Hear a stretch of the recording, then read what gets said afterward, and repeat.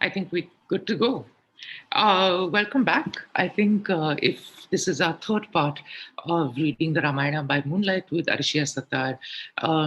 And what I'll do is I'll introduce Arshia first and then we can start the conversation. So for those of you who have been attending and also otherwise, if you are a fan of the Ramayana, Arshia doesn't need much of an introduction. Arshia is a translator, author, and director. She obtained a PhD in South Asian languages and civilizations from the University of Chicago in 1990. Arshia's translation of the Kathasaritsagara was published by Penguin in 1996. In 1995, Arshia translated the Valmiki Ramayana, which was then at that time published by Penguin. And since then, and her engagement with the Ramayana has lasted, of course, over 3 decades. And since then, she has written countless essays, articles, 3 children's books, a wonderful collection of essays called Lost Loves, Exploring Rama's Anguish, and more recently, MARYADA, Searching for Dharma in the Ramayana. Arshia writes regularly for the Open Magazine and Mint Lounge, and she teaches classical Indian literatures in India and abroad, and is currently a freelance writer and researcher. Welcome back, Arshia. Really bizarre to hear you introducing me so formally, but thank you. Very generous introduction. Yeah, we must all play our little part, no? We must, yes, all the stage and, Yeah. So I think I'll just do a little quick introduction about what we've been doing. The last time when we did our part 2 of reading the Ramayana by moonlight, we talked about the Valmiki Ramayana and the form, thinking about it as kavya, as poetry. And our focus really for last time was on the rasas within the Ramayana. For today's session, Arshia and I thought what we would do is that we would follow very much the same format as we did last time, where I will read out passages and Arshia can talk about them, some of our favorite passages. And today's session is going to look at the characters in the Ramayana. So we should just start. No? I'm going to try and read this as chronologically so that we can continue, maintain that chronological idea a little bit. So the first passage that I want to start with is in the second book of the Ramayana, in where Dasharatha has decided to crown his eldest son Rama, the king of Ayodhya. And this is how it starts. After ordering the preparations for Rama's consecration, Dasharatha entered the inner apartments to share the news with all those who deserved to hear it. The aged king, completely unaware of all that had happened, saw his beloved wife lying on the hard ground, which should never have been her bed, burning with grief. Her heart set on a terrible deed. He caressed her gently with deep humility, as a tusker might stroke his mate who has been injured by a hunter's arrow. The love-lorn king spoke anxiously. Has someone been rude to you or spoken to you harshly? It hurts me to see you lying in the dust like this, like a woman possessed by an evil spirit. Could I have displeased you in any way? I have many competent physicians who can make you feel better. If only you would tell me what is wrong. Is there anything I can do to make you happy? Would you like an innocent man punished or a guilty man set free? I will do anything you ask, even give up my life. Kaikeyi listened to the besotted king and felt reassured. She set about to do what would cause her husband boundless grief. No one has hurt me or been rude to me, she said, but there is something I want you to do for me. Promise me that you will do as I wish, or I shall not tell you what I want. Dasharatha, who was held completely enthralled by his favorite wife, smiled at her and said, you know that there is no one except Rama who is dearer to me than you. You know that I love you. Ask me for anything and lift my heart from the depths of despair. I swear by all the merits I have earned by the good deeds that I shall do whatever you ask. Kaikeyi says, Great king, you have offered me 2 boons a long time ago. Today I ask that they be redeemed. Listen to my words. Let the preparations being made for Rama's consecration be used to anoint my Bharata as your successor. His hair matted, wearing the rough clothes of an ascetic, let Rama live in the Dandaka forest for 14 years. Proclaim Bharata your heir today. I want to see Rama leave for the forest without any further delay. The king reeled in confusion when he heard Kaiki's words. He looked at her as a deer would look at a tigress. He heaved a great sigh and fell to the floor like a great serpent made powerless by a spell. Damn you, he screamed in anger and lost consciousness. After a few minutes, the distraught king regained his senses, but his anger remained unabated. Heartless, wicked creature, he cried, his eyes blazing. Destroyer of my clan, vile woman. What have Rama or I done to deserve this? Rama has always treated you like a mother. How could you be bent on his destruction? I let you into my house thinking that you were of noble and royal of blood. I have no idea you were a poisonous snake determined to destroy me. The great king, protector of the earth, wept like a man who had lost everything. He was so enslaved by this woman that he fell to her feet, but she moved away so that he could not touch her. The mighty king lay on the floor, a place wholly unsuited to him, like Yayati who fell from heaven when his merit ran out.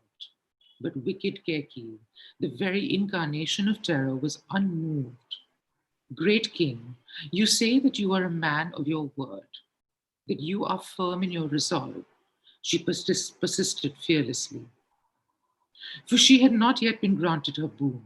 Why are you trying to cancel the boons you gave me? Why do we both love this passage so? I'm going to be such a good student of yours now, and say that, and say that for me, it's always, this is really interesting because this is one of the first times that we are introduced to a particular kind of dharma, but also kind of, but also at the very edge of like a dharma, which is two ways. No? And actually, you should talk about this idea of this dual dharma that Dasharatha kind of is sort of exemplifying at this moment when he's having to choose between. Yeah. Yes. So, it's a really, really good example of how all of us have dharmas that we have to choose from, that we have multiple right options or multiple moral options before us every time we have to make a difficult decision. And of course, Dasharatha's, it's so simple what it is. He's promised his wife boons. He's an honorable man, but he's also an honorable king. He has announced that his older son is going to succeed him. Rama is the man who should be king because he is the eldest son and he is the most worthy of all his brothers to occupy the throne after Dasharatha. But Dasharatha can't do both. Either Rama can become king, he can honor the promise he's made to his people, or he can honor the promise he's made to his wife, which is, you can ask me for two boons, and whenever you ask me for them, I will redeem them for you. And he makes, I think, a very, very human choice because he loves his wife. So it is love that drives him to choose the dharma of a husband rather than, which helps him reject his dharma as a public person. It's a very, very difficult choice. It's a very poignant choice. And of course, at the end of the Ramayana, we see Rama struggling with the same thing and making a very different choice when his wife is the subject of town gossip and, people's criticism. And it's like, how can we, Rama has taken her back. How can we be expected to behave in the same way? After all, she's lived in the house of another man. And Rama understands as a king that he must banish her, he must exile her, even though his heart is breaking, right? So he's faced with the same dilemma as his father. Should he perform the duties of a husband, which is to say, darling, I love you, I trust you, I don't care what other people say, or does he perform his duties towards his people, which is like, oh my goodness, you're uncomfortable with this, I need to get rid of the queen. And because he lives in the shadow of his father, Absolutely. He decides that he's a king first rather than a husband. When he's with the first night in exile, he weeps with Lakshmana and says, "What is this? What has happened to me? What possessed my father to make this choice? I don't deserve this. This should not have been my fate." And the other thing, of course, is that Dasharatha was a good king. He was a great king. His people were prosperous. His kingdom was safe. He had ruled wisely and well. Nobody remembers that. The only thing we remember about Dasharatha is like, oh, listen, he succumbed to the whims or the ambitions of his younger wife, his favorite wife, and exiled his most beloved son into the forest, and he died of grief. So the dharmic choice that Dasharatha makes and the way we receive the story is that we perceive Dasharatha as a weak old man. When just the previous scene to this, in the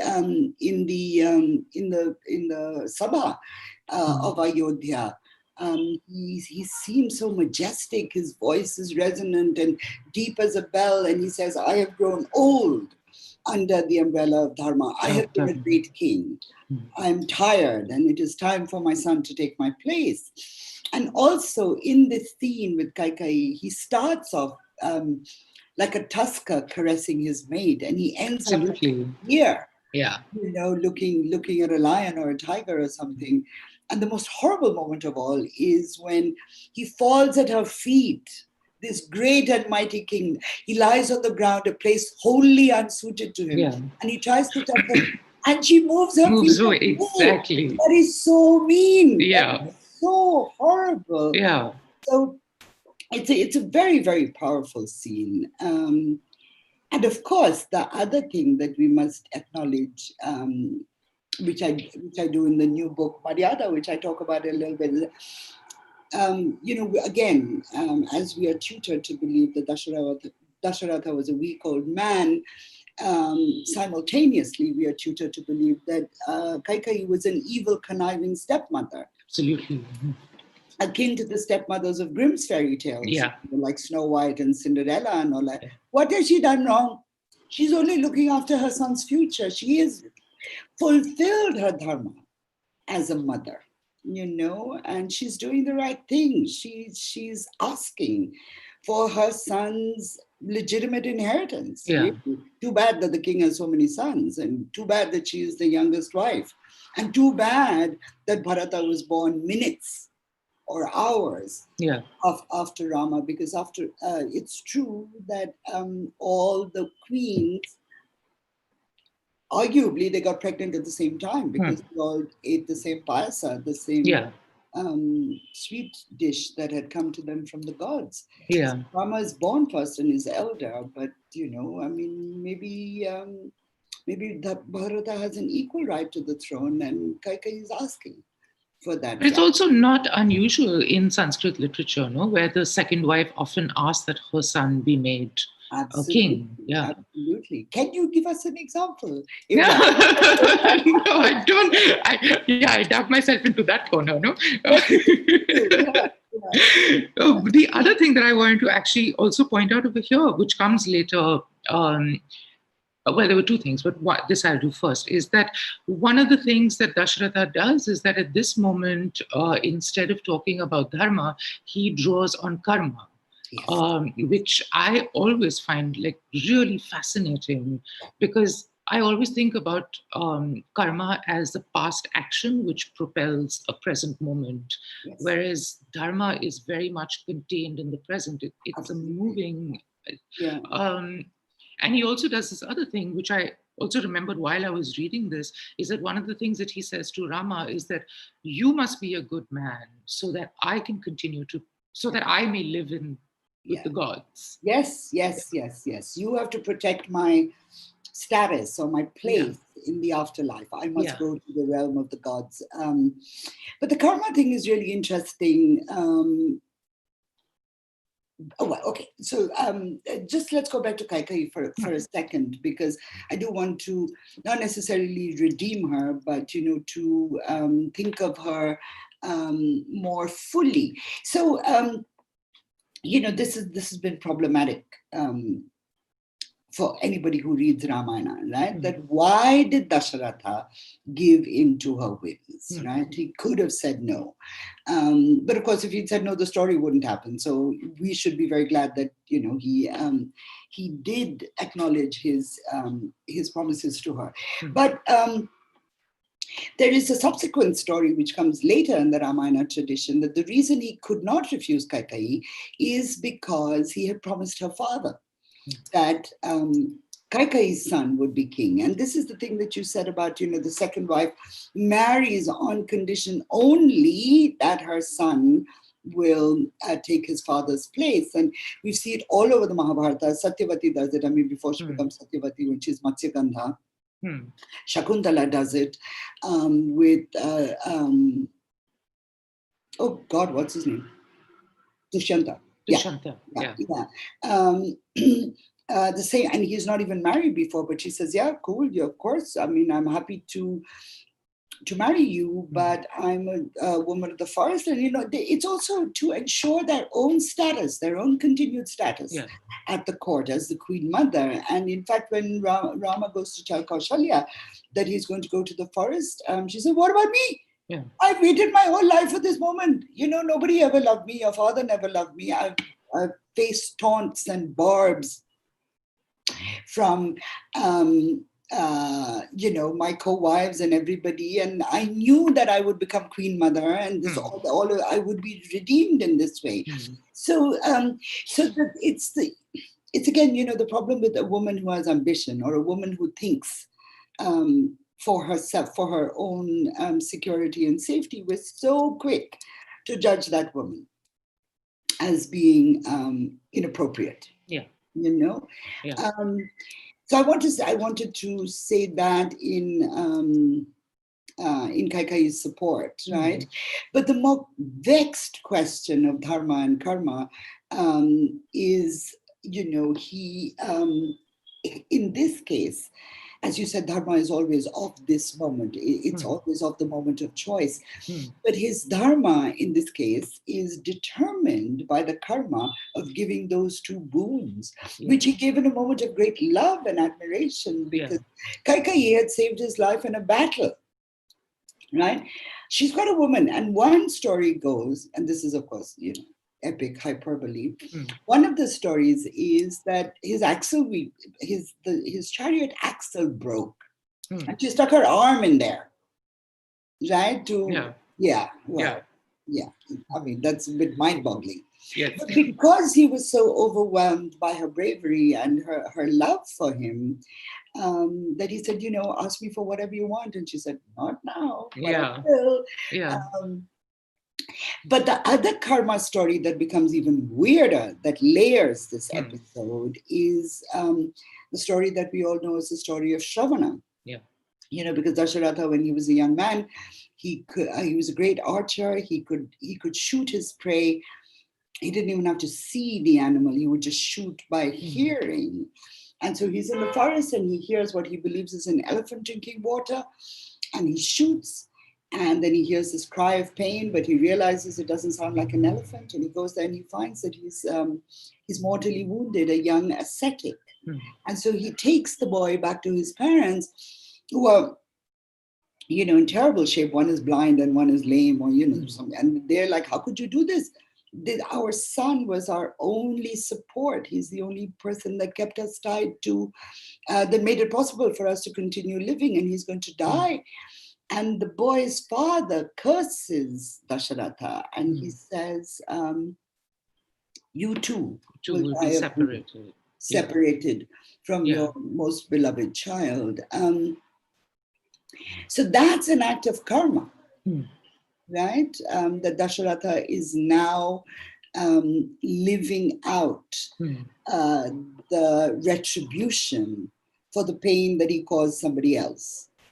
Right, but of course, the bizarre thing is that all of this is visited on Rama. This is not Rama's karma. Absolutely. That he should go into the forest. It's Dasharatha's karma that says he needs to be separated from his son. So it's very, very murky, but at the same time, it's very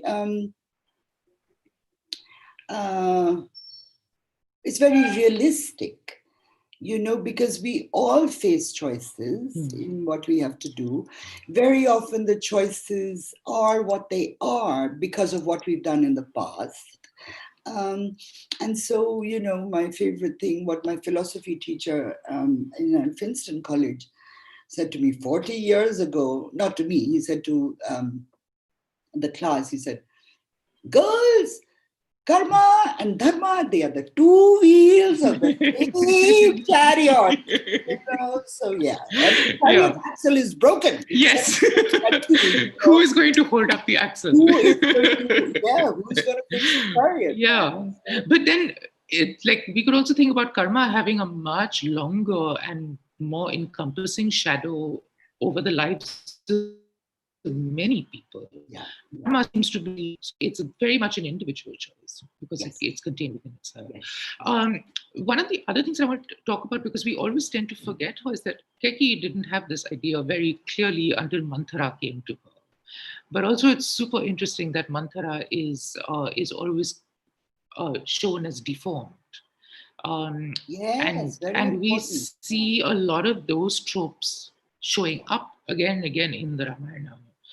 And also, I mean, there's so many elements in Ramayana that remind us of fairy tales, and really of characters. And she's a hunchback. Manthara is a hunchback, right? And in Grimm's fairy tales, absolutely, people to be feared. Dwarves, hunchback, anybody who looks different from what is, considered normal. Is immediately a suspicious person, right? Also the trope of the wicked stepmother. So we mustn't forget that the Ramayana also belongs to a universal system of symbols and implications and tropes. And I know that now in the country as it is now, if you say things like, the Ramayana is not unique, somebody can get angry and say, oh, you're talking rubbish. How dare you talk about our book like this? But the fact of the matter is, for somebody like myself, this really enriches the Ramayana. Absolutely. Talking to other stories, even as it is talking to us. And I found that very, very important and very moving, actually. So. But I think that's what makes it also fantastic. No, A.K. Ramanujan says that it grows from its flaws, is that every time there is a gap which we cannot understand, we tell a story about it to be able to understand that gap. And that's also, I believe, why there are so many Ramayanas. Absolutely. So many of us have questions, but we're not so special because we're 21st century moderns. People have always had questions about the Ramayana, and their way of dealing with those questions is to tell it in the way that they believe it should be told. If we don't like Mahabharata, we reject it, but Ramayana we never reject. Exactly. Talk to me. Let me see myself in this story. And again, I think that is just incredible that the Ramayana has the capacity to absorb our questions and our discomforts. The fact that we don't, that we have not preserved women's versions, Dalit versions, subversive versions, is the fault of the patriarchy. It is not the fault of the text. And when when people say that Ramayana is a patriarchal text, bloody hell, it is, because it's the patriarchy that has preserved this version of it. How could it be otherwise? So.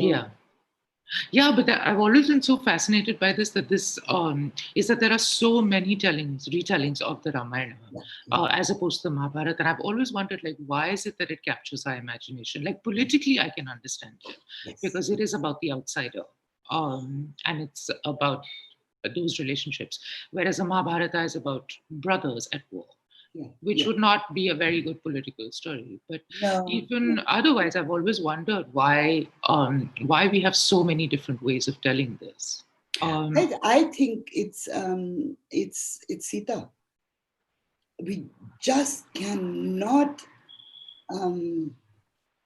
fathom. We need to exactly. We cannot Yeah. fathom why she has been treated like this. She has been Yeah. a good woman in every way, and we have so many ways of accounting for,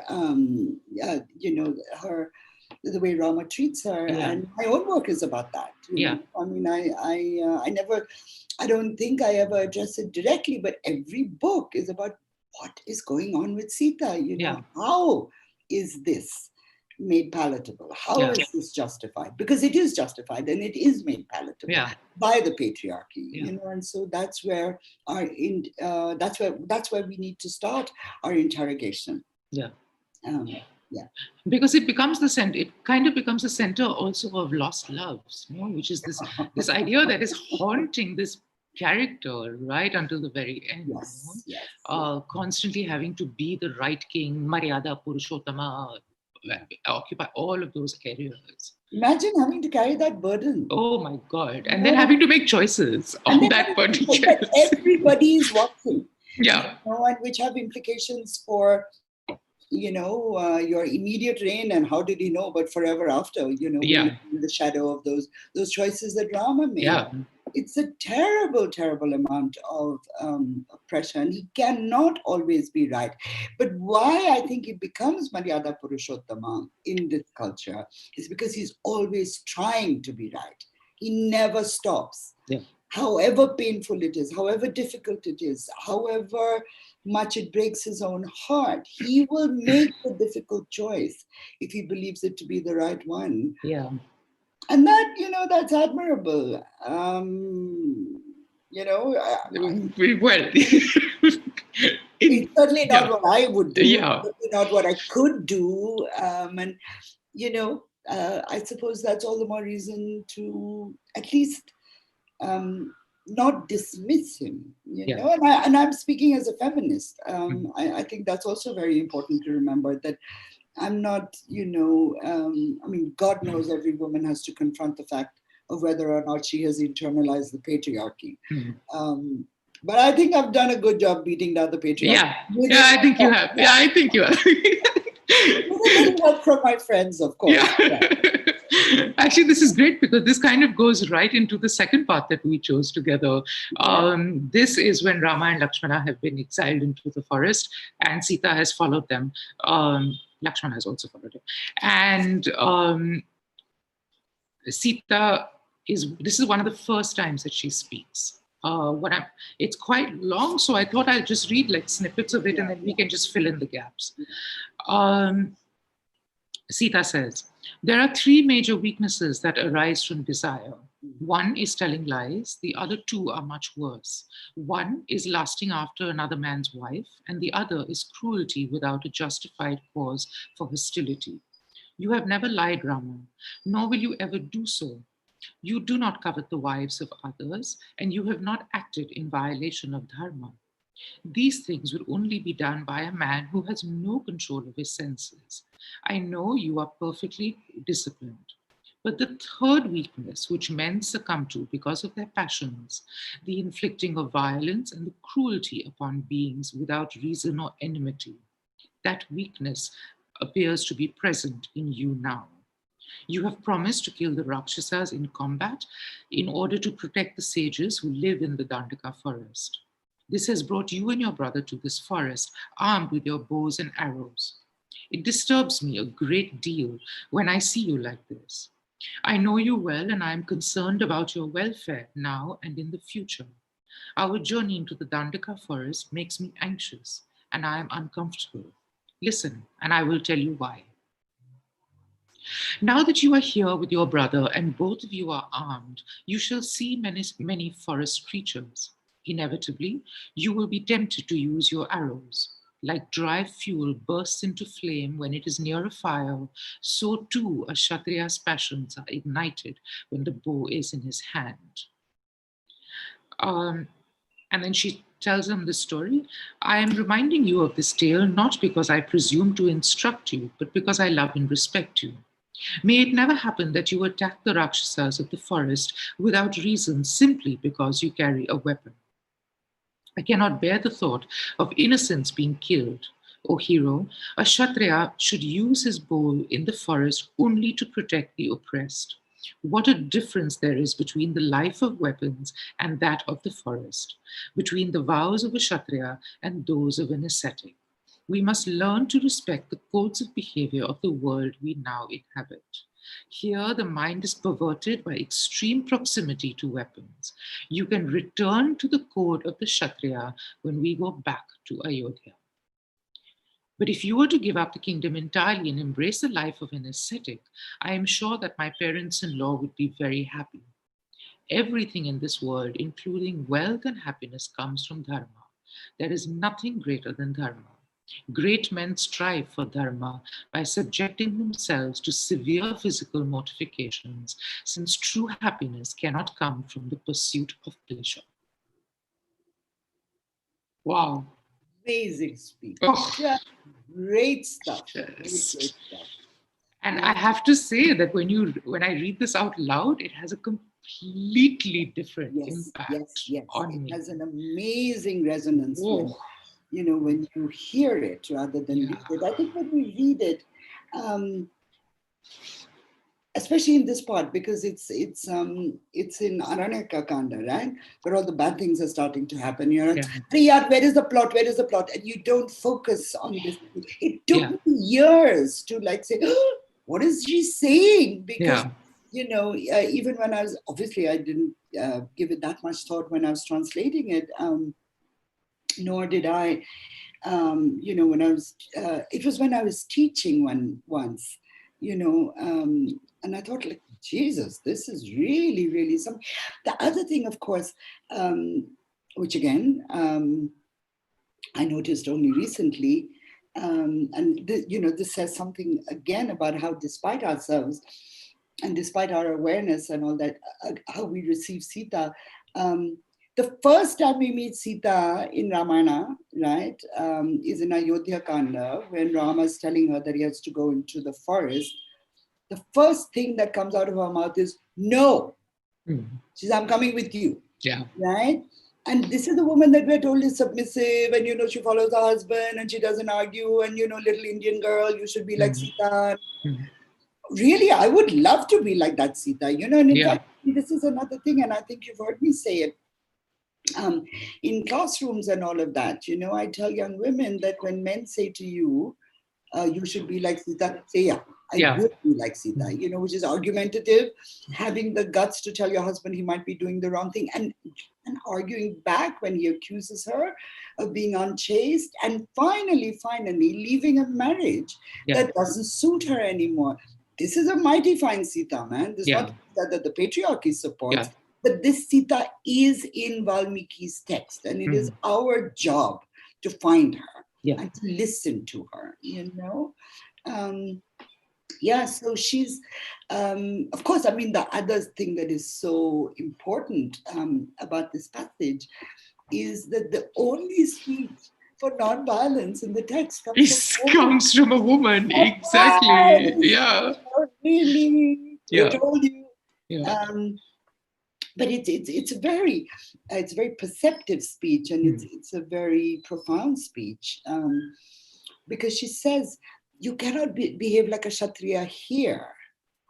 Kshatriya is what you are in Ayodhya. Yeah. Here, you have to be more sensitive to what's going on around you, to how other people are behaving. You might want to take some cues from them. And, basically she's sort of implying that you've been so impressed with the way ascetics live their lives.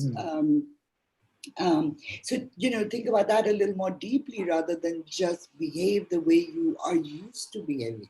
Absolutely. Examine yourself. Yeah. Which is, much more than saying don't pick up your weapons. It's much, much deeper than that. She's asking for some kind of self-recognition.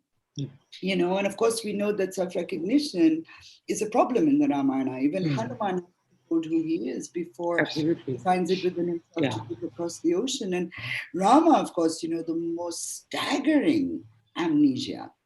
When he is told his story by his sons and recognizes himself only towards the end of it, rather than and recognizes his sons through the story of his own life. So, Because And I think that I remember you drawing my attention to this as well, is that this is the second time that she speaks. And I think exactly you said earlier, the first time that she speaks, she says, how has my father allowed me to marry a woman like you?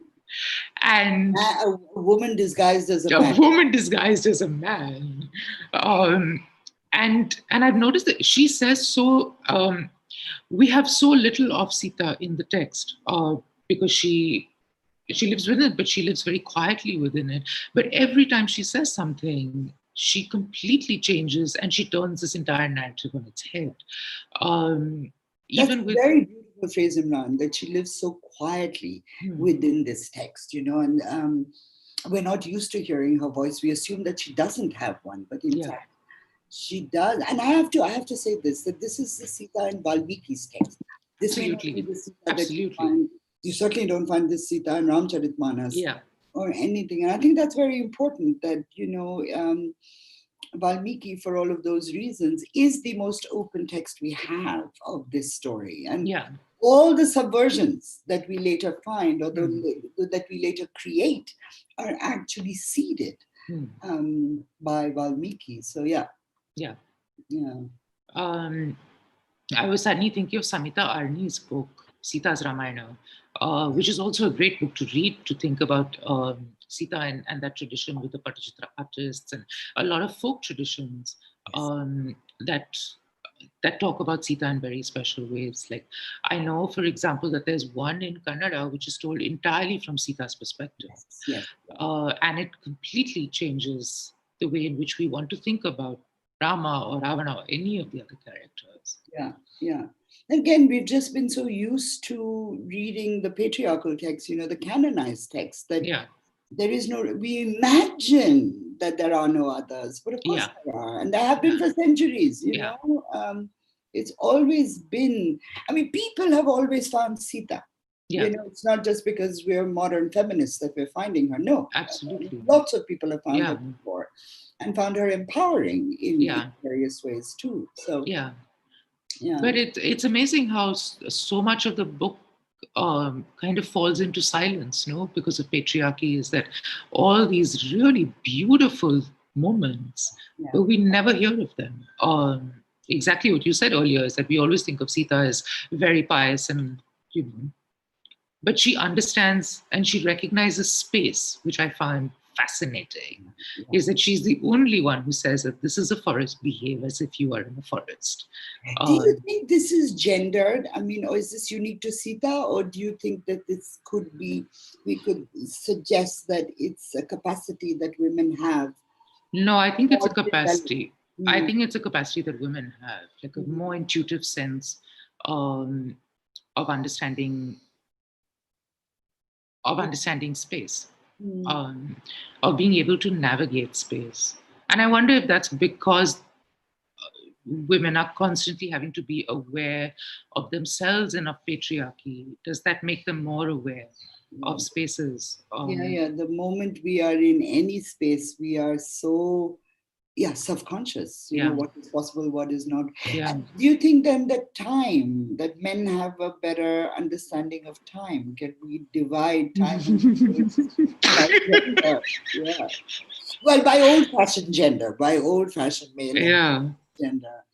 How do you mean by time? Well, space is location, and time is chronology. Also location, but along a very different axis. Maybe men have a better sense of time because they are ambitious. I don't know. They live differently in a public space and in public time, like Dasharatha and Rama and all that. New book. Let's do it together. Oh, yes.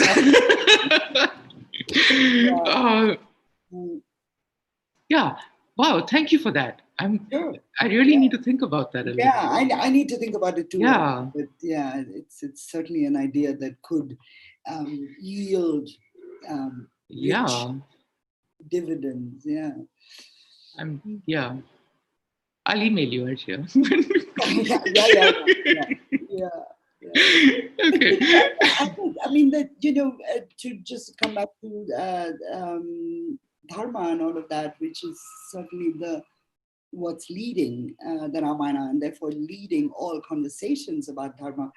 Um, you know, the Rama has on two occasions before this been very critical of Kshatriya dharma and says, I reject it because it is predicated on violence, basically, is what he says, right?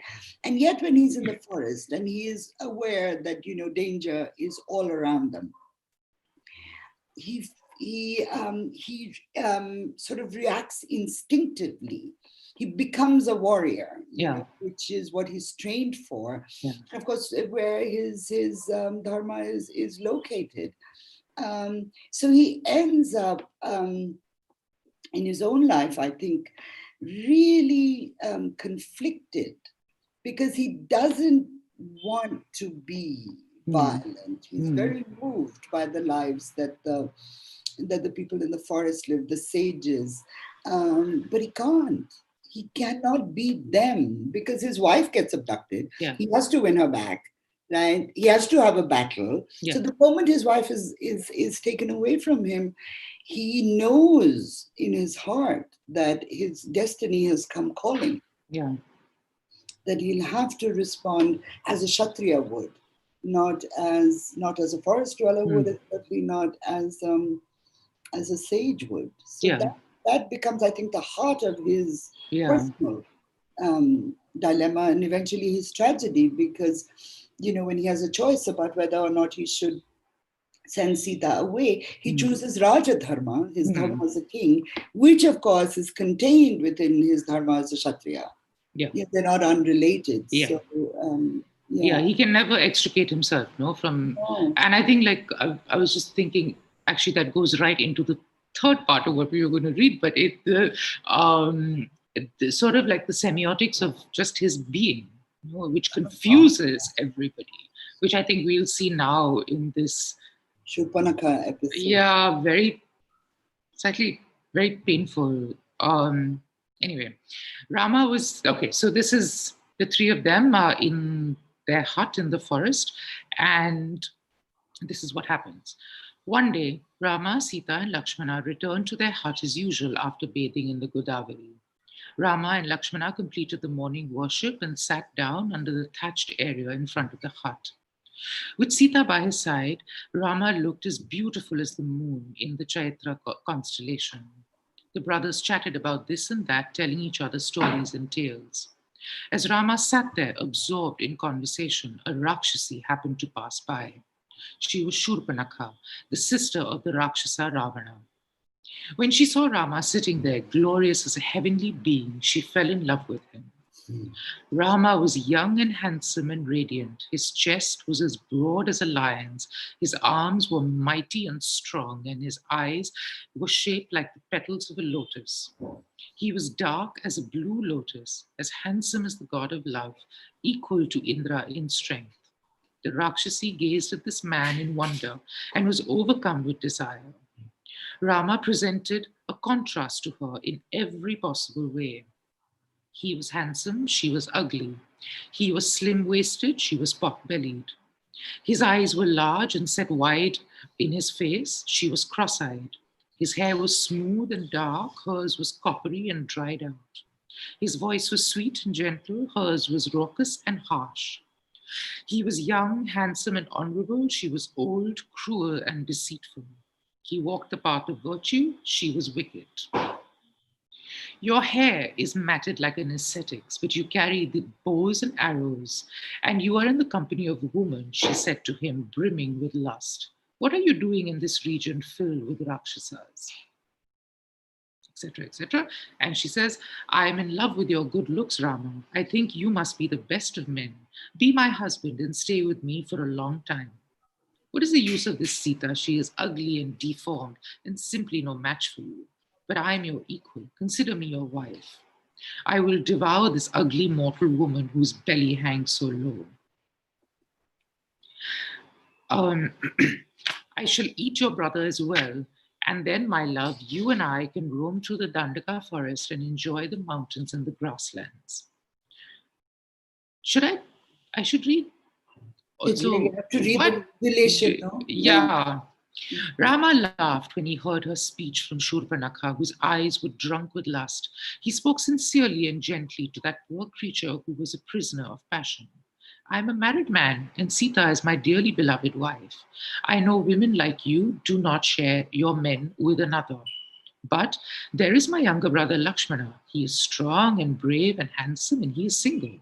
He needs a wife, for he has not yet experienced the joys of marriage. He will suit you as a husband, for you too are so beautiful. Take my brother as your husband, lovely lady, and enjoy him exclusively, as the sun enjoys the peaks of Mount Meru. Utterly confused and still overwhelmed by passion, Shurpanakha let go of Rama and turned to Lakshmana. You are as beautiful as I am, and so you are a worthy match for me. Come with me and roam happily through Dandaka. Lakshmana also had a way with words. He smiled and replied in the same light vein. I am the servant of my noble brother. Why do you want to marry a slave like me, lady as lovely as a lotus, and become a slave yourself? You, with your glowing complexion, should become the second wife of my older brother, who has everything. Then all your wishes will be fulfilled. He will grow attached to you and renounce this ugly mortal wife of his. She is deformed and old, and her belly hangs so low. Who will remain attached to a mortal woman when he could have you with your lovely skin and dazzling beauty? Pot-bellied Shurpanakha took Lakshmana seriously, as she had no sense of humor. Even more bewildered, she addressed Rama, who was sitting under the thatch with Sita. You think nothing of me because you are so devoted to this ugly old mortal with a hanging belly. I should eat her up right now in front of you. Then you and I can be happy together without any interference. Her eyes blazing like fire, Shurpanakha charged towards the gentle-eyed Sita, like a malignant planet circling the Rohini constellation. But Rama stopped her headlong rush. Lakshmana, you should never joke with cruel and base creatures. Look how frightened Sita is, he cried. Angrily, Lakshmana pulled out his dagger and cut off Shurpanakha's ears and nose. Shurpanakha screamed in pain and bolted back into the forest from where she had come. Her cries were like thunder during the rains, and with blood streaming from her face, she looked even more terrifying than usual. She went straight to her brother Kara, who lived in Janasthana, surrounded by his Rakshasa forces. She threw herself in front of him as a bolt of lightning would fall from the sky. What cruelty, yeah. Oof. No? Yeah, and later on in the same thing, you talk about the snot and the blood sort of, and that imagery. Yeah, Um, the visceral nature of these wounds. No, it's not yeah, some abstract mutilation. It's the absolutely. body that has been hacked at, Yeah. Yeah, it's also what is weird, or I guess very sophisticated narratively, is it starts off kind of comedic. That they look so different from each other, and she thinks she's his equal and all like that, and then it very quickly becomes cruel, and then it becomes more than cruel. It becomes uh, Devastating. thank you. Yeah. I was getting stuck on fatal, but of course it doesn't die. Yeah, and it becomes something that she lives with for the rest of her life. It's not just an emotional trauma from having been teased, but it's a physical deformity, as it were. Yeah. So her Rakshasa-ness is enhanced by this encounter. Yeah. Because she's bullied by them. She's bullied by these two brothers. Completely. And also, she says that I'm not used to living like this. No man can control me, is what she says. So, and again, it is the inappropriateness of their behavior in the forest, that they cannot bring the Dharma of Ayodhya to bear upon people Yeah. who live in very different ways and by a very different set of social codes and mores. And it is, of course, this terrible mistake, this misreading of how they should handle Shurpanakha that leads to the abduction and then to war. And, Rama, Lakshmana, and Sita and all, they come out of the war all right. Obviously, they're the victors. But here the war has devastated. How many monkeys and rakshasas are killed? And Sita says that at one point, I'm really sorry, ma, because of me. So many creatures have died. But, it's actually, it goes back to Rama and Lakshmana not being able to read the space that they find themselves in. Yeah. Because also when in the Balakanda, when they see Tataka, and they refuse to kill Tataka because she's a woman. Yeah. And, they're told, of course you should. And he says, oh, watch me as I cut off her ears and her nose. They kind of read this moment as they, because of the Kshatriya training, read this one in exactly kind of the same way.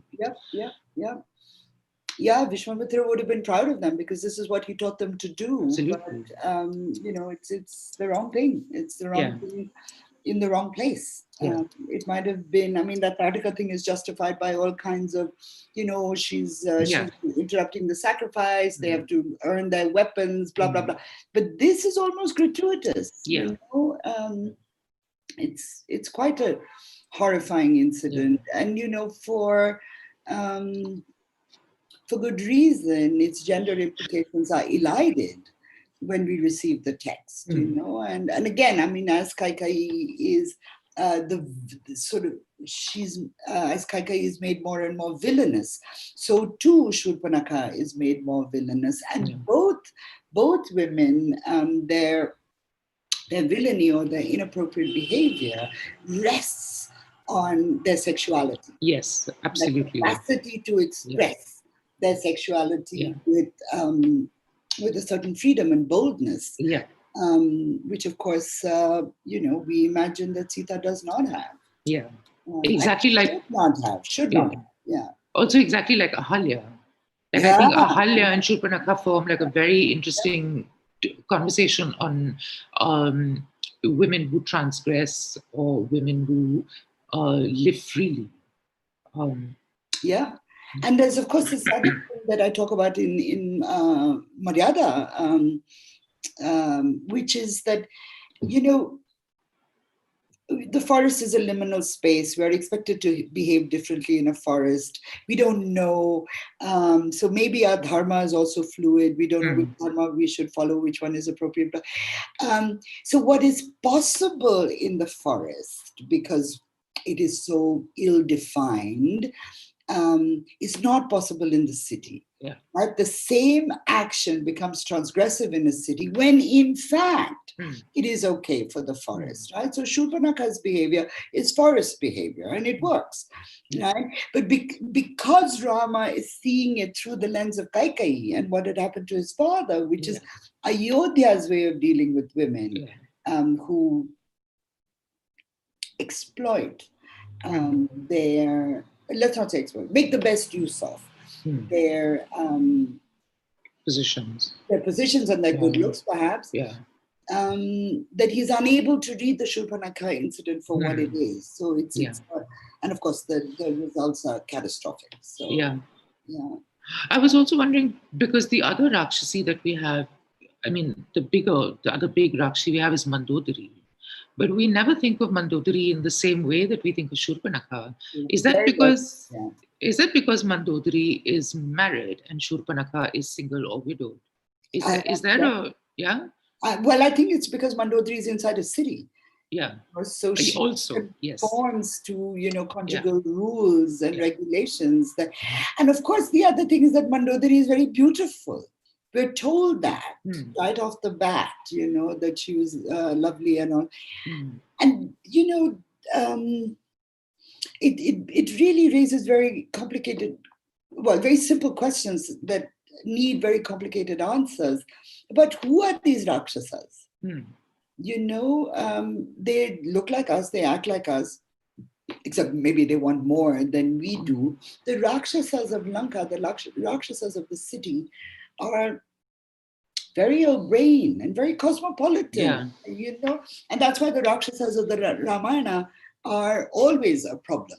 Yeah. Unlike the Rakshasas of the Mahabharata, who you never meet inside a city, you meet them only in the forest, and they behave like, Rakshasas should, and they look like Rakshasas should, but the Ramayana Rakshasas are like Rama himself, confusing. They carry multiple semiologies on their bodies and their persons. Vibhishana, who raises the question of what is the good Rakshasa? Is the good Rakshasa the one who follows Rakshasa Dharma, like Ravana? Or is it the man the Rakshasa who follows Manava Dharma, or follows Rama? Those are not, they should not be easily dismissed questions. They should be questions that we pay more attention to, rather than seeing the Ramayana as like, oh, this is very easily a book about good and evil, the good guys and the bad guys. We're perfectly willing to admit that Mahabharata introduces us to shades of gray. But with Ramayana, we don't credit the story with that much sophistication, when in fact it is asking much. It is much more, exactly. And the questions are buried much deeper. So you are required to do more as a reader. To reach those questions. Because I was also thinking about Hanuman. I don't know if you read it last time, but when Hanuman first enters Lanka, and he talks about the Rakshasas, and it is very confusing when you read it, because they're chanting the Vedas and they're having a jolly good time. And he says Lanka was still good Rakshasas, who said their prayers and, chanted Veda, and I was like, wait, what are they doing there? And then, of course, when we read Uttarakanda in its fullness, the Uttarakanda has like one purpose, is to make the Rakshasas into bad guys and to make Ravana into a very, very bad guy, And so there are all these stories of his rape and pillage and his, provoking other peaceful kings to fight with him, and it's like, wow, you're really working hard at this. The lady doth protest too much. Clearly there is a problem here. Why do we need to hear this so overtly? But I think like the reason why I've always loved this one is because Shurpanakha is one of the few people who recognizes Rama and is confused by him. Who are you? Carrying the weapons of a warrior, but dressed as an ascetic. I can think she of nails many. it. She nails it. Again, I mean, the other time that this happens, which is also very, very powerful, is, when we meet Hanuman in the Ramayana, right? Like Lakshmana, like, oh, what good Sanskrit you speak. Not why are you speaking Why are you speaking Sanskrit? Hanuman is like, no problem. Like, completely persuaded by his magical powers. Our disbelief is suspended to the nth degree. Nobody says, what are we doing with this monkey? That doesn't act like any other monkey, that speaks Sanskrit and flies. I want to be a monkey. I want to do both those things. I want to speak Sanskrit and I want to fly. Those are the two things I want more than anything else. Right? But in Ashoka Vatika, when he reveals himself to Sita, she's like, oh my God, this is a monkey who's speaking human language. How can this be? I must be dreaming. Must be a Rakshasa. Because I don't sleep. So this must be a Rakshasa. She calls it, just like Shurpanakha, as you said, recognizes Rama as inhabiting multiple categories, as it were. Sita recognizes Hanuman for the same thing. And can I just say again that it's the ladies who get it right, Yes. Also, it's also a little frightening that this carrying the weapons of a warrior but dressed as a sage reminds me so much of He Who Shall Not Be Named. Oh God, my goodness, yes. So well said. Especially nowadays. Yes. What is that? Well, he who shall not be named lets other people carry his weapons. He just likes to dress as a sage.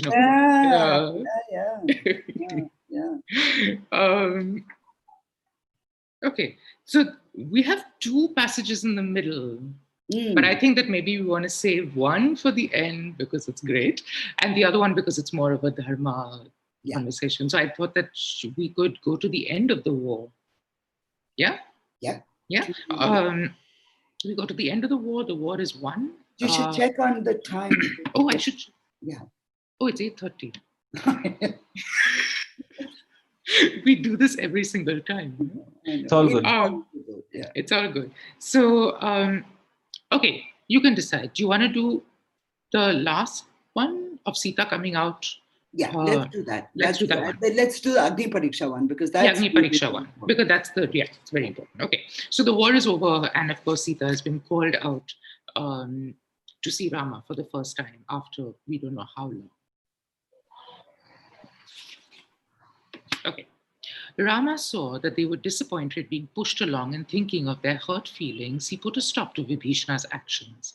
His eyes blazed with anger as he said to Vibhishana, "Why are you going against my wishes and treating these people so harshly? Stop it immediately. These are my people. A woman's behavior is what protects her modesty. Not a home, not fine clothes, not high walls or honor such as these. Women can be seen in public in times of calamities and emergencies, in times of war, at their own weddings and in religious rituals. A war has been fought on Sita's account. She faces a crisis in her life.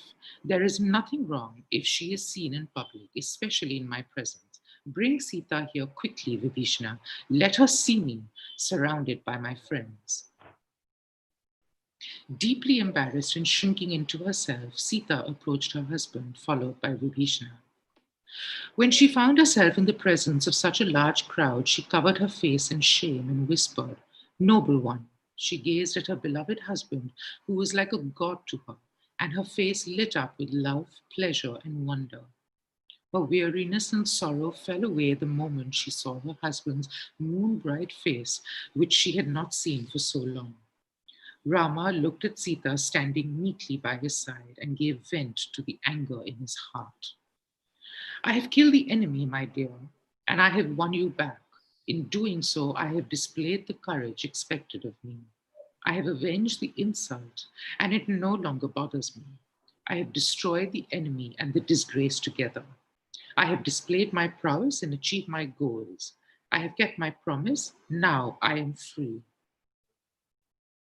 I have done my duty by rescuing you from the enemy and avenging the insult to myself. You should know that this war, which was won by the heroic efforts of my friends, was not fought for your sake. I did it to vindicate my honor and to save my noble family from disgrace. I have terrible suspicions about your character and conduct. The sight of you is as painful to me as a lamp to a man with diseased eyes. You are free to go wherever you want. The world is open to you. I have no more use for you, Sita. How can a man born in a noble family lovingly take back a woman who has lived in the house of a strange man?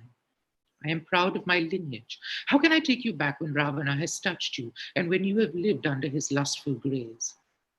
I have regained my reputation. That was my sole motivation for rescuing you. I do not want you anymore. You can go where you like. I am saying this to you after a great deal of deliberation. Go to Lakshmana or Bharata or to anyone else who pleases you, or to Vibhishana, the king of the Rakshasas. Go wherever you want. Ravana was aware of your beauty and your good looks. He cannot have kept you in his house for so long without touching you. Sita could not believe the cruel words her husband had spoken after their long separation.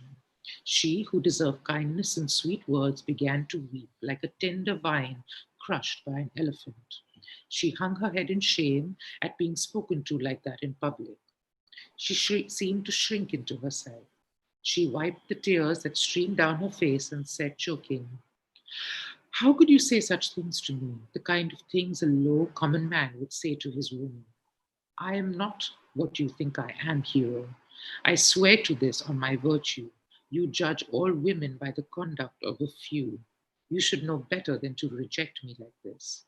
If my body was touched by another man, it was not because I wanted it. Destiny must bear the responsibility for that. My heart, the only thing I could control, was always with you. How would I how could I do about how could I do about the other parts of my body that was subject to the will of others? What hope can there be if you do not know me even now, after we have lived together so intimately for so many years? Weeping, Sita turned to Lakshmana, who stood there silent and miserable. Build a funeral pyre for me, Lakshmana. This is the only solution I see to this terrible calamity that has befallen me. I cannot bear to live under this false accusation. Despite my virtues, my husband has rejected me in front of all these people. He holds the past against me, and I cannot vindicate myself in his eyes. The only thing I can do now is to walk into the fire. I have to say that you and I have chosen very dire passages. yes, thank you. They are the ones that move the story forward. The happy passages don't. You know, I mean, I read this so often to make various points. I know this by heart almost, yeah. Yeah. But it doesn't matter. It always makes my hair stand up. Always. Yeah. It's so so horrifying. Yeah. You know, what he says to her. And again, I mean, look at her. She's like, don't talk to me like this. Yeah. And I love this. She says, you married me as a young girl, and after all these years of it, you don't even know me. Know me, yeah. You know, and the other thing, of course, which I think that we don't notice or that we don't recall, is that she is the one who asked for the Agni Pariksha, not him. He doesn't say, prove yourself. She says, I am going into the fire. She doesn't say, I'm going there to prove myself. She says, you know, this is the only thing left for me to do. Yeah. Is to walk into the fire. And of course, it's dear Lakshmana who has to, you know, like build the funeral pyre. Call it a pyre. I mean, inappropriately, we've called it a pyre for so long. It's not. Yeah. Because pyre also recalls sati in a way that it should not at this point. You know, this is a very, very different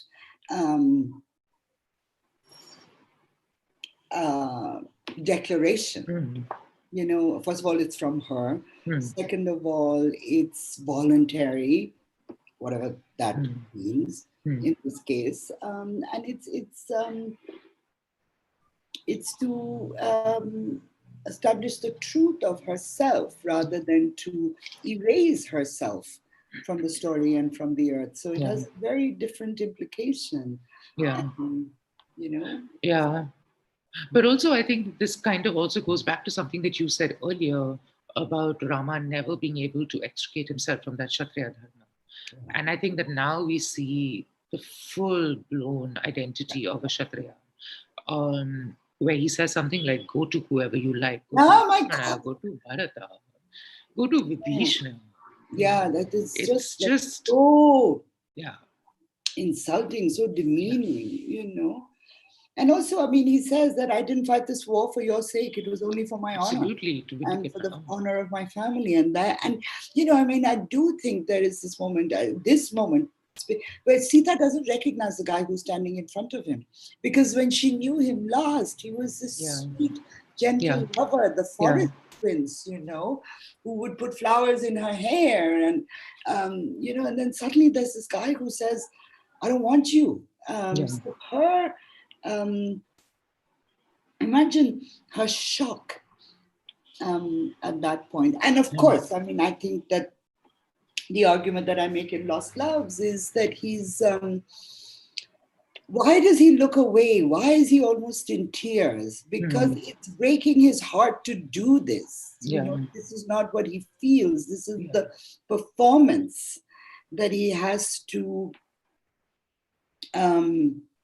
present, you know, as a Kshatriya, as a king, to be all of those things. Had left to himself, he would never. And I think also, as you know, we've talked before, that his grief in the forest when he loses her, the passage, when he finds her gone, the passage that we read last time, it's a lament, of course, for their love, but it's a lament for what will never come back. Come back to him, exactly. He understands that this is a moment where he has lost Sita forever. He will not be able to take her back because his Raja Dharma, his kingship demands that he reject a woman who has lived in the house of another man. Yeah. And I think this is always so painful to read, because the last memory you have of the two of them is when Hanuman comes into the Ashoka Vatika and she gives him that the jewel from her hair, and she that story, and she tells him that very personal, intimate story about Rama saving her from the crow that was teasing her. And when you have that imagery sort of stuck, and then you have to listen to something, you are like a flame to a man with diseased eyes. It's like, Well,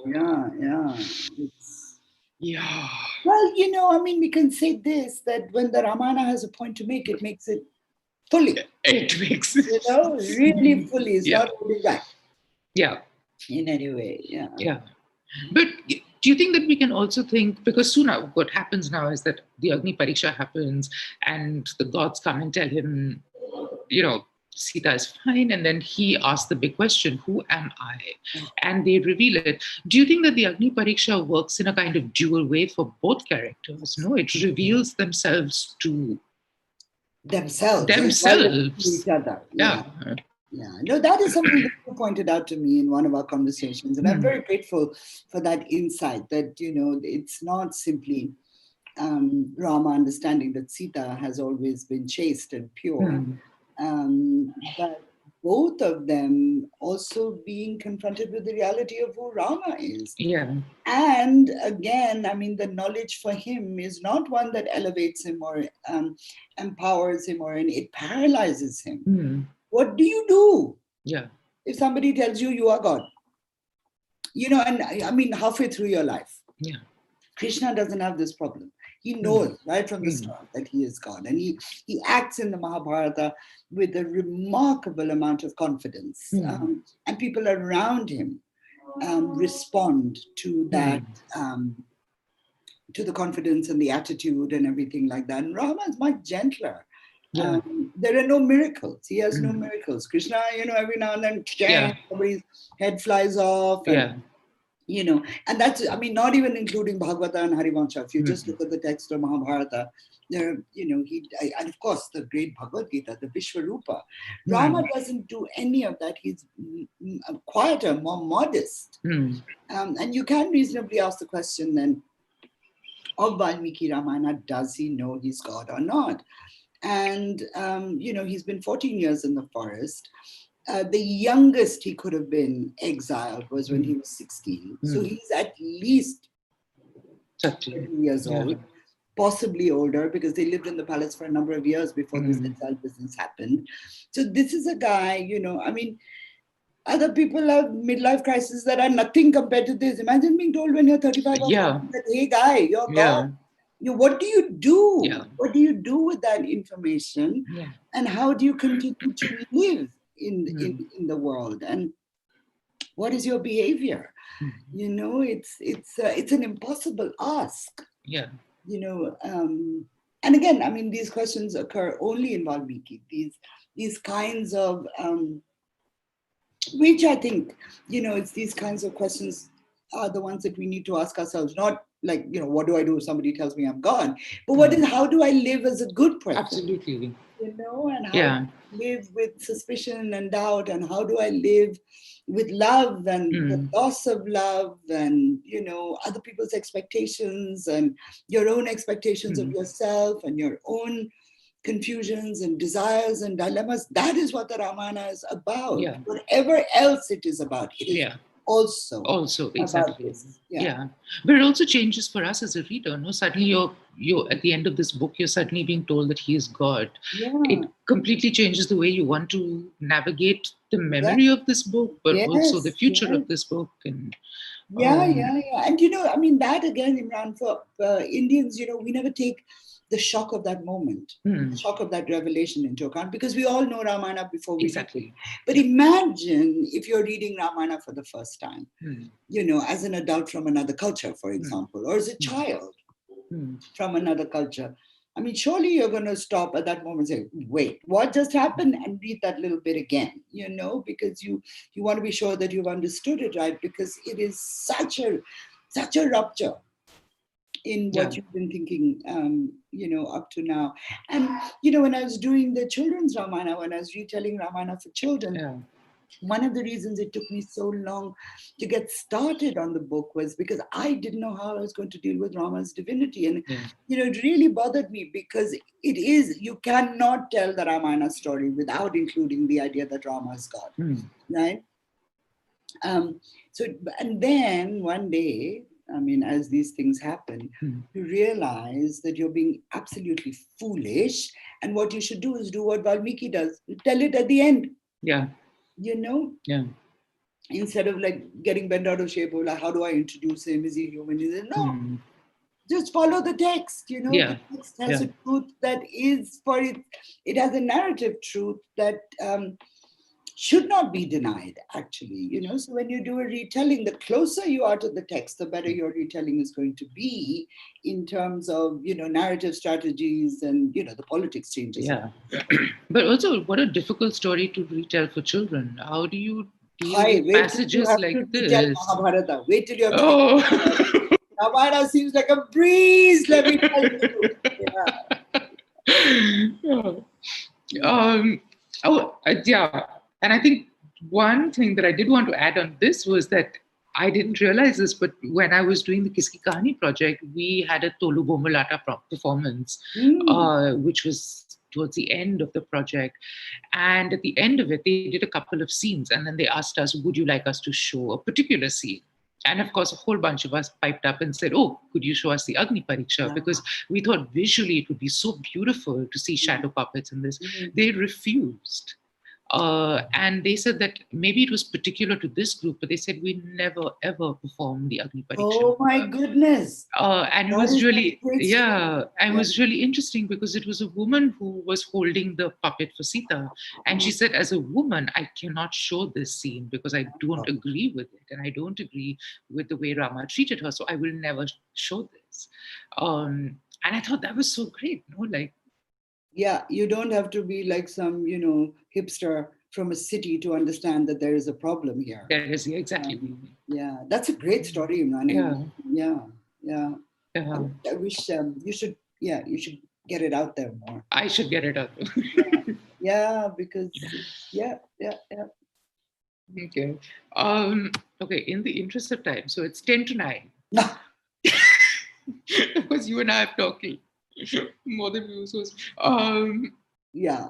Should we end with one? Let's just do the Hanuman bit. Right? Great. Okay, I just need to pull it out.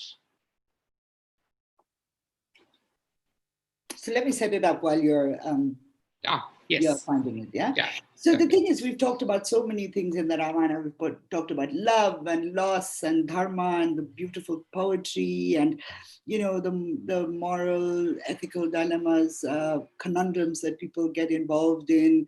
And, the majesty of Hanuman. We were just talking about how he can fly and he can speak Sanskrit. I mean, how many people can do that, really? How many animals can do that? I bet, there can't be that many pilots in India who speak Sanskrit and fly. And I'm not sure that a bunch of Shastris, there's a lot of Shastris who can fly planes, who are already the Sanskrit speakers.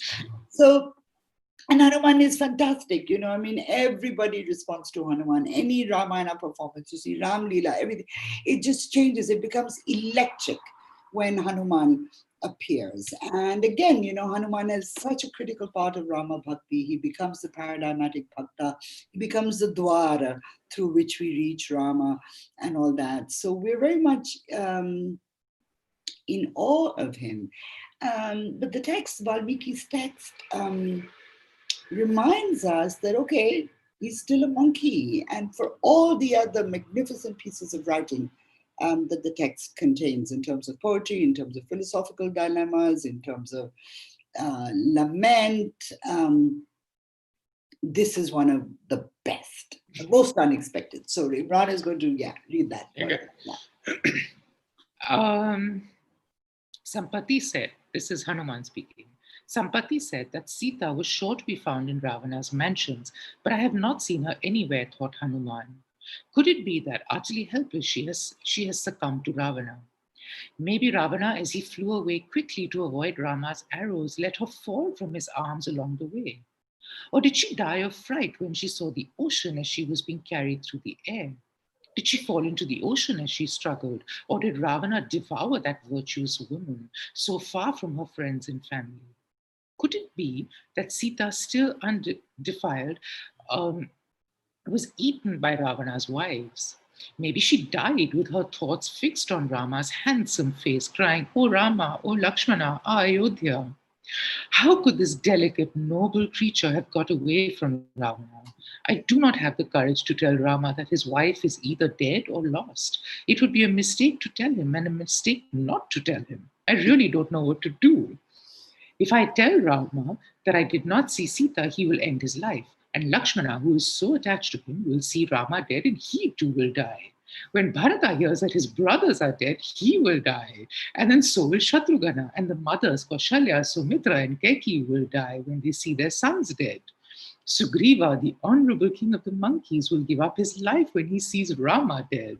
And virtuous Ruma will die of grief for her husband, and so will Tara, who is already upset about Vali's death. How will young Angada cling to life without his parents and without Sugriva? And then, upset over the death of their leader, all the monkeys who live in the forest will kill themselves by beating their heads with their fists. They will no longer play and frolic in the mountains and caves and forests.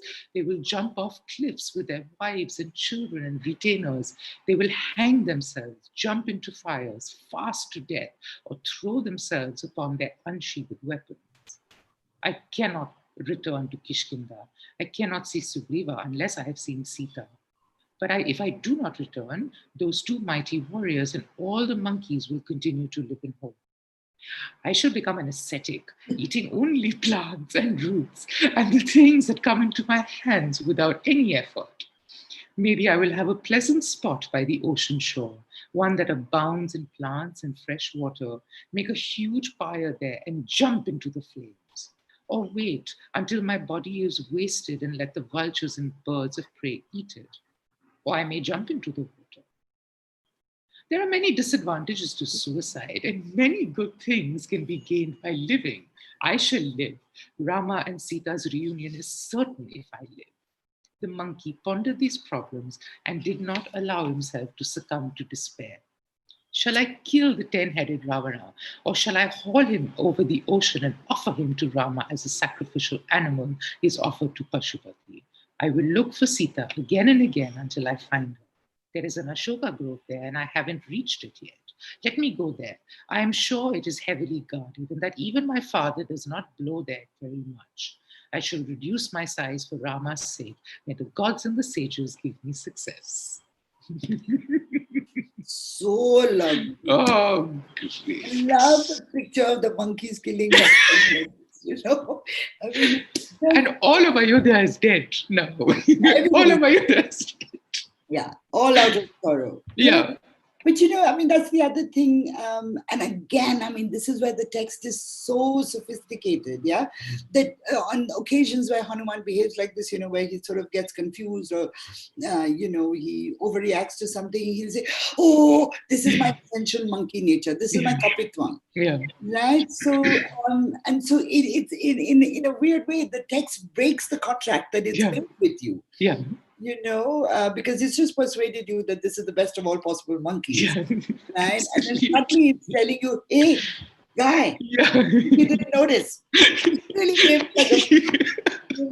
So, and these are these narrative moments that we never really talk about because we're so persuaded to look at the text as something sacrosanct and something that has only one message, which is Rama's divinity. It may well have that message in some versions of Ramayana, but to give up these moments of literary genius I think is a great loss if Yeah. we don't, Yeah. pull them out and appreciate them for what they really are, Yeah. which is literary genius. Yeah. I can never look at a monkey the same way now. After I've read the Valmiki Ramayana, I can never look at a monkey the same way. Yeah. I have one that runs through the forest and jumps onto my roof Oh, with its wow. long tail. And Yeah. sometimes when I sit over here and I have a Zoom call, he sits on the balcony outside over here and stares at me. And I always think of this. Is he confused at this moment? Yeah, and of course, I mean, the reason why monkeys are so compelling is because they're so anthropomorphic. So, yes, exactly. That we do see ourselves in them. Yeah. And of course, in Buddhist tales, that's very much the point, this idea of the monkey mind and all that. I don't think that's an explicit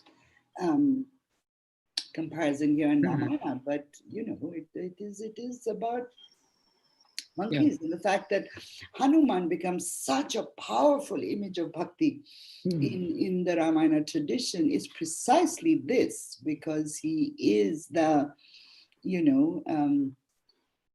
mirror image of ourselves.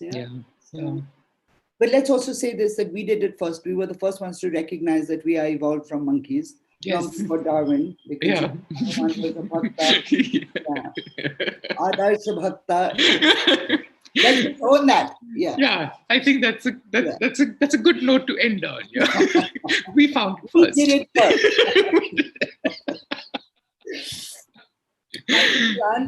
Thank you. Maybe we should ask if there are any questions, if anyone has any. Right, there's that. Yeah. Usually no. Yeah, no. Guys, you are my friends, Sunil Shetty and Bronwyn Bledsoe and Sita, so that's great. Yeah. So they're not allowed to ask me questions. Okay. Wow. Thank you, Arshia. Thank you. Again. And everybody, it's been so much fun. Yeah. Good. I love these sessions. Thank you. Thank you. Before we end, I have to say something. Thank you for participating through these programs. We bring together perspectives of various issues to keep you engaged and inspired. And of course, you must go to thuscritique.com and please donate, because it's always very difficult to run programs like this on very little money. So the more you support it, the more we can have.